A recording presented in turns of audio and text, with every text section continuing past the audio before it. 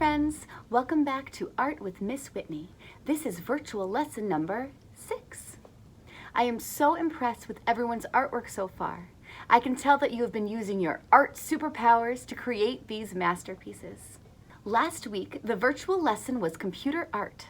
For those of you who had art in school with me last week, I'm adding the link for Tate Paint again to this lesson so you can check it out. It's a lot of fun to experiment with all of the stickers and paintbrushes that they have available to make computer art masterpieces.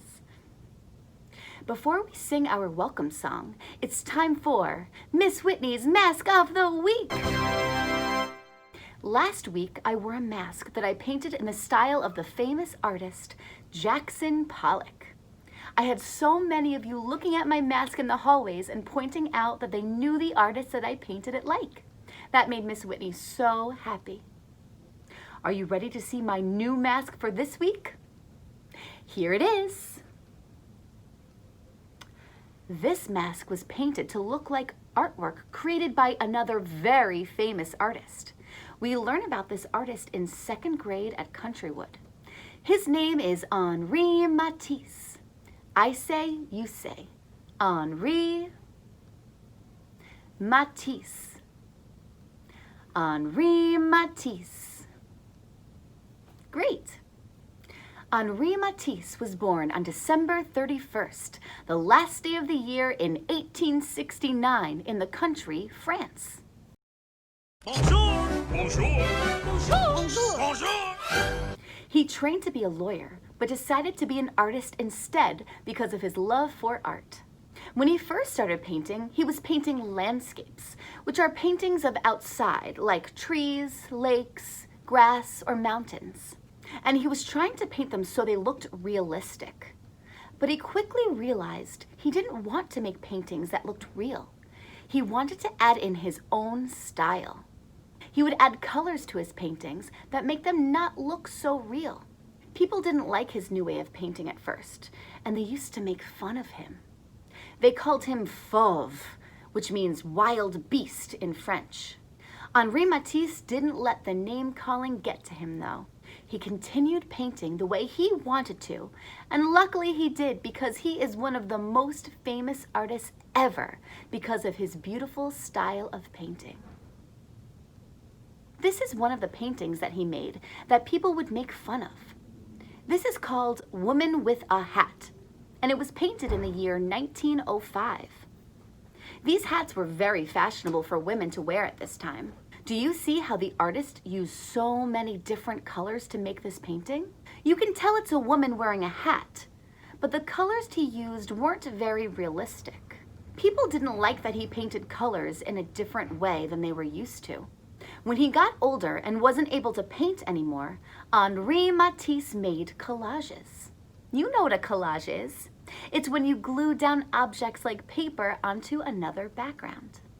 He called what he did drawing with scissors.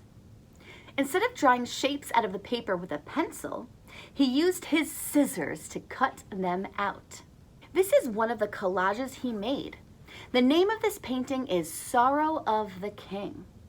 Sorrow means sadness. But this collage doesn't look sad to me. The colors look happy, and it looks like they're celebrating.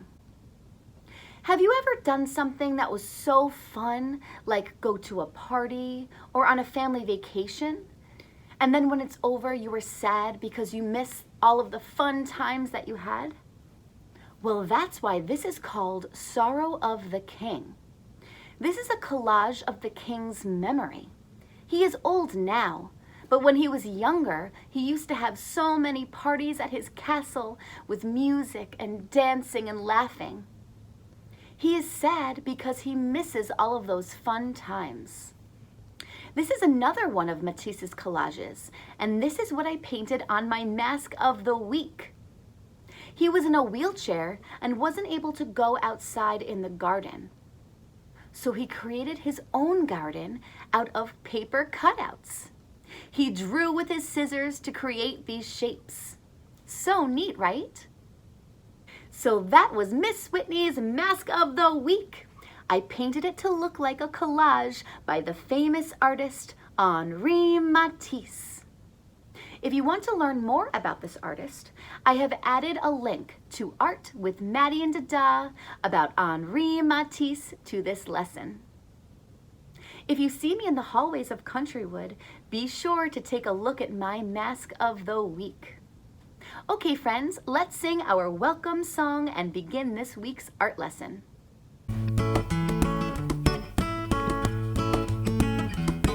Hello, hello to all my friends. Here we are in art again. It's great to see you, everyone.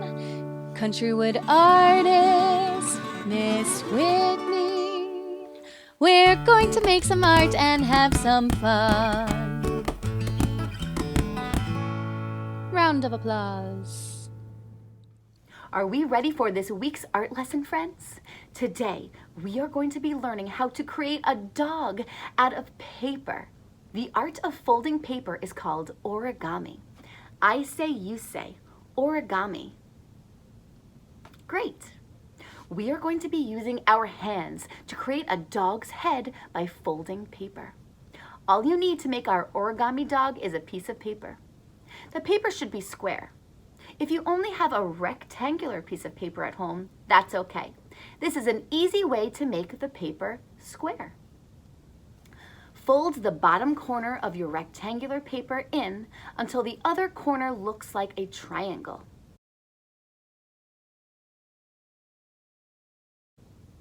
Fold that down along the crease. Then you can have an adult cut off that paper rectangular piece. You can either throw that away or use it for something else. Now that we have our square piece of paper, let's create an origami dog. Turn that square piece of paper to a diamond position. Now we're going to fold the top corner down to the bottom corner and make a strong crease using those art muscles. If your paper is a different color like mine on each side, make sure the color you want the dog to be is on the outside for this triangle. Now we have an upside down triangle. Fold one corner down. This is for the dog's floppy ear. Fold the other side down to match.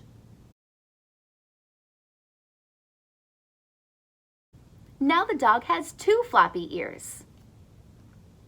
Fold the bottom corner up a little bit and make a crease.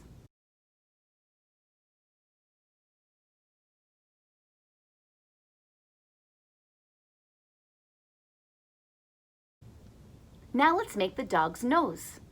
Fold the top of the flap back down to meet the bottom of the head.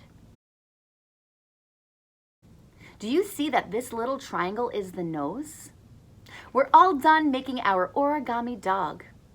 You can draw eyes and a nose and give it any details that you want. If you'd like, you can glue or tape it down onto another piece of paper and give the dog a body and a background. Where is the dog? Is it in the park? Is it playing in the backyard? Is it swimming at the beach? Maybe your dog is cozy in its bed. You are the artist. You can add any details that you'd like to the dog and its background that you want. That's the fun thing about being an artist. This is my dog and the background that I made. Great job, friends. Don't forget to send me the pictures of your origami dog masterpiece so I can show it off on the virtual gallery of my website.